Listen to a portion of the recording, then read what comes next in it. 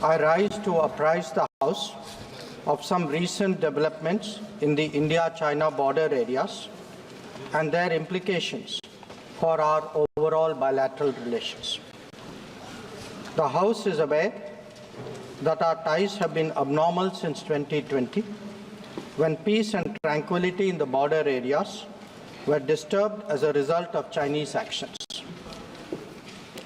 Recent developments that reflect our continuous diplomatic engagement since then have set our ties in the direction of some improvement. The House is cognizant of the fact that China is an illegal occupation of 38,000 square kilometers of Indian territory in Aksai Chin as a result of the 1962 conflicts and the event that preceded it. Furthermore, Pakistan illegally ceded 5,180 square kilometers of Indian territory to China in 1963, which has been under its occupation since 1948. India and China have held talks for multiple decades to resolve the boundary issue. While there is a line of actual control, LAC, it does not have a common understanding in some areas. We remain committed to engaging with China through bilateral discussions to arrive at a fair, reasonable, and mutually acceptable framework for a boundary settlement. Honorable members would recall that the amassing of a large number of troops by China along the LAC in eastern Ladakh in April-May 2020 resulted in face-offs with our forces at a number of points. The situation also led to disruption of patrolling activities. It is to the credit of our armed forces that, despite logistical challenges and the then prevailing COVID situation, they were able to counter-deploy rapidly and effectively. Honorable Speaker, sir, the House is well aware of the circumstances leading to the violent clashes in Galwan Valley in June 2020. In the months thereafter, we were addressing a situation that had not only seen fatalities for the first time in 45 years, but also a turn of events serious enough for heavy weaponry to be deployed in close proximity to the LAC. While a determined counter-deployment of adequate capability was the government's immediate response, there was also the imperative of a diplomatic effort to diffuse these heightened tensions and restore peace and tranquility. Honorable Speaker, sir, the contemporary phase of our ties with China dates back to 1988, when there was a clear understanding that the Sino-Indian boundary question will be settled through peaceful and friendly consultations. In 1991, the two sides agreed to maintain peace and tranquility in the areas along the LAC, pending a final settlement of the boundary question. Thereafter, in 1993, an agreement was reached on the maintenance of peace and tranquility. Subsequently, in 1996, India and China agreed on confidence-building measures in the military field. In 2003, we finalized a declaration of principles of our relations and comprehensive cooperation, which included the appointment of special representatives. In 2005, a protocol was formulated on modalities for the implementation of confidence-building measures along the LAC. At the same time, the political parameters and guiding principles for the settlement of the boundary question was agreed to. In 2012, a working mechanism for consultation and coordination, WMCC, was established, and a year later, we reached an understanding on border defense cooperation as well. Speaker, sir, the purpose of my recalling these agreements is to underline the elaborate nature of our shared efforts to ensure peace and tranquility, and to emphasize the seriousness of what its unprecedented disruption in 2020 implied for our overall relationship. The situation arising after our counter-deployment in 2020 called for multiple sets of responses. The immediate priority was to ensure disengagement from friction points so that there would be no further untoward incidents or clashes. This, has been fully achieved, as I will explain. The next priority will be to consider de-escalation that would address the massing of troops along the LAC with associated accompaniments. It is also evident that the management of border areas will require further attention in the light of our recent experiences. In all of this, we were and we remain very clear that the three key principles must be observed in all circumstances. One, both sides should strictly respect and observe the LAC. Two, neither side should attempt to unilaterally alter the status quo. And three, agreements and understandings reached in the past must be fully abided by in their entirety. Honourable members would appreciate that as a result of the sustained tension and specific developments in the border areas, our overall relationship with China was bound to be impacted adversely. In the new circumstances, it was obviously not possible to continue the normal exchanges, interactions, and activities as in the past. In this regard, we made clear that the development of our ties were contingent on the principles of mutual sensitivity, mutual respect, and mutual interest. Throughout this period, honourable members would also be aware that government has maintained that India-China relations cannot be normal in the absence of peace and tranquility in the border areas. The combination of a firm and principled stance on the situation in the border areas, as well as a clearly articulated approach to the totality of our ties, have been the foundation of our engagement with China for the last 4 years. We have been very clear that the restoration of peace and tranquility would be the basis for the rest of the relationship to move forward. Since 2020, our engagement was therefore focused on these objectives. This took place at various levels involving different arms of the government. I myself have had meetings with my Chinese counterpart, as indeed has my senior colleague, Raksha Mantriji. Our NSA has also engaged his Chinese counterpart, both being special representatives on the boundary question. More detailed discussions were conducted by the Working Mechanism for Cooperation and Coordination, WMCC, at the diplomatic level. Its military counterpart was the Senior Highest Military Commanders Meeting, SHMC mechanism. The interactions were naturally very tightly coordinated with a combined presence in the negotiations of both diplomatic and military officials. Since June 2020, 17 meetings of the WMCC and 21 rounds of SHMC have taken place.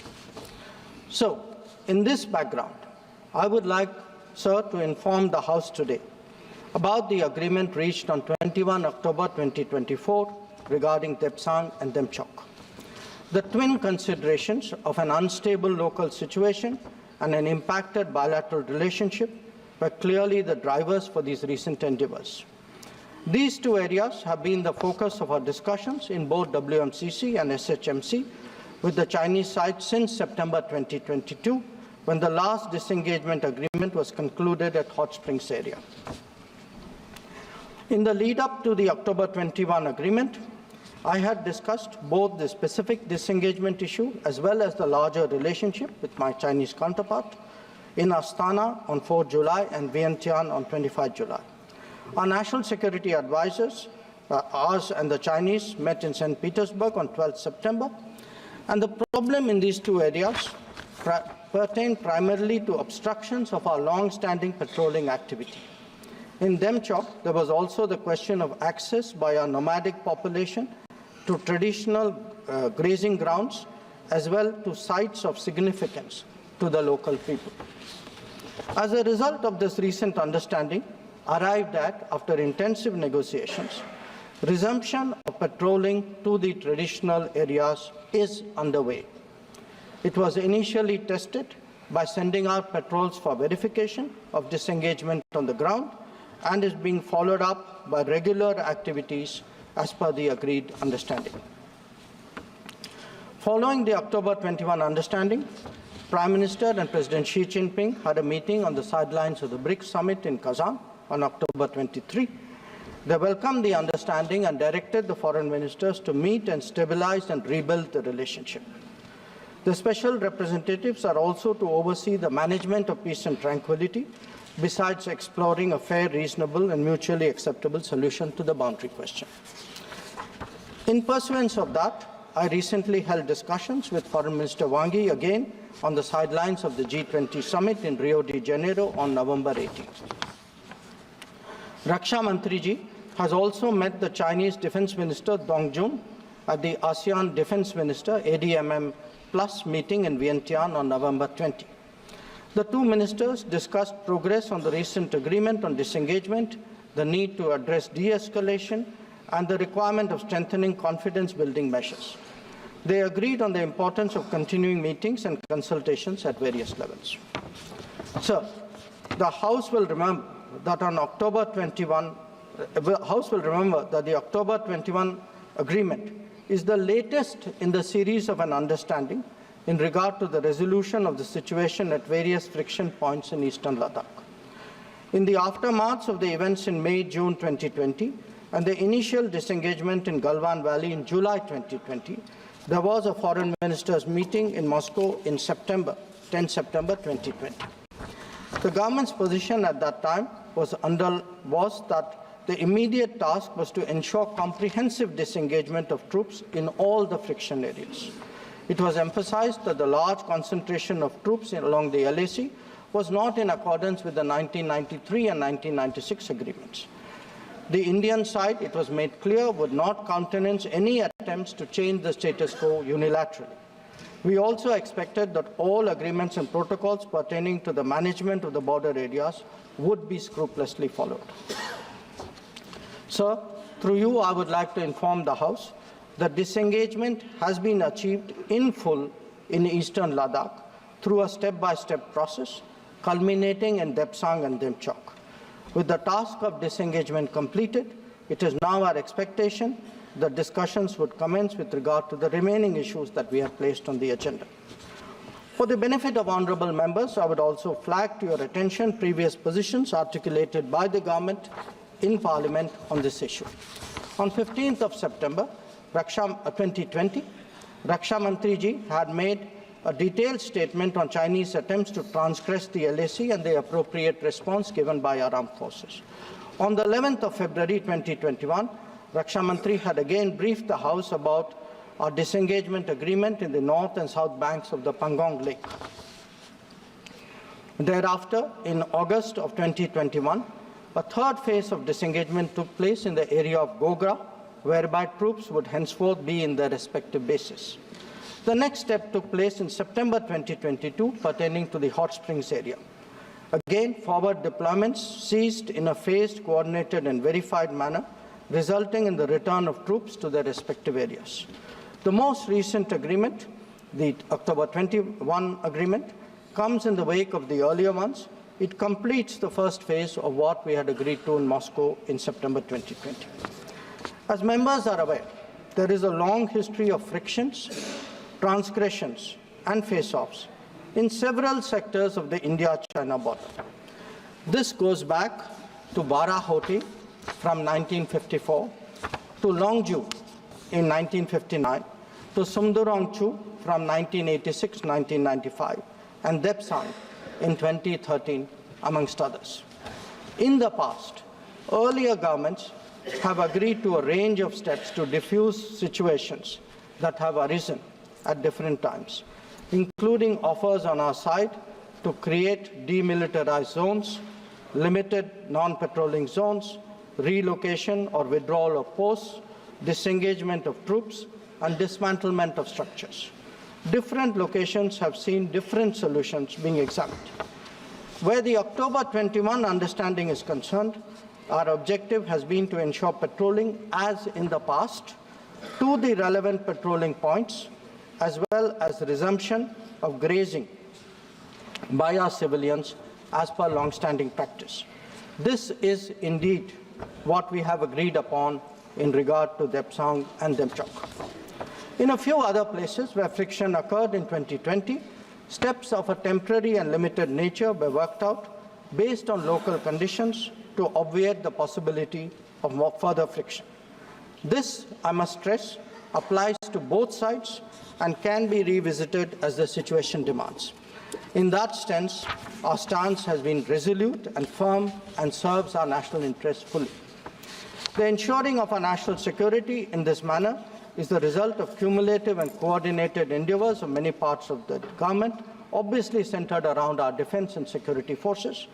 The competence and professionalism of our services in this period was displayed in our speedy and effective counter-deployment. In the negotiations with China, the defence and diplomatic arms worked in lockstep to ensure that our national interests were comprehensively met.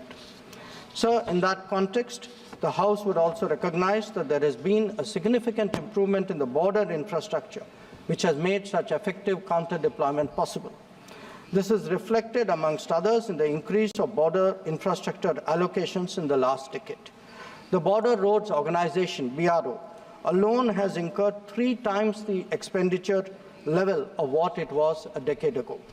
Whether it is the length of the road networks, of the bridges or the number of tunnels, there has been a substantial increase over the earlier period. Notable milestones in recent years include the Atal Tunnel to Lahul Spiti, the Sela and the Nechifu tunnels to Tawang, the Umlingla Pass Road in southern Ladakh, and the extended opening of the Zojila axis. The work is progressing on some strategically important roads and airfields in Ladakh. The adoption of new technologies in high altitude, remote, inaccessible and permafrost areas has also been significant. All of this reflects the government's firm commitment to protecting our borders and ensuring that our armed forces get the facilities and the logistical support that they deserve. Finally, sir, let me share with honourable members our expectation regarding the direction of our ties with China in the near future. Our relationship had progressed in many domains, but was obviously negatively affected by recent events. We are clear that the maintenance of peace and tranquility in border areas is a prerequisite for the development of our ties. In the coming days, we will be discussing both de-escalation as well as effective management of our activities in the border areas. The conclusion of the disengagement phase now allows us to consider other aspects of our bilateral engagement in a calibrated manner, keeping our national security interests first and foremost. In my recent meeting with Foreign Minister Wang Yi, we reached an understanding that the special representatives and the Foreign Secretary level mechanisms will be convening soon. I thank you, sir, and the honourable members for their attention, and I am confident that the government has the full support in addressing the complexities of this important relationship.